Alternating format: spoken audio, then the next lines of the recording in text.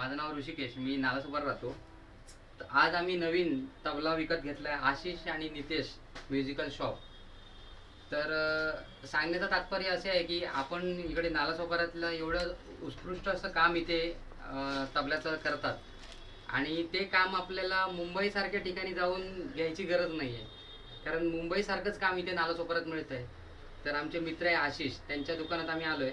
एक नवीन तबला जोडी विकत घेतली आहे आणि त्याचं एक छोटंसं प्रात्यक्षिक म्हणून आपण वाजवून एक दाखवतो टोन कसा येतो.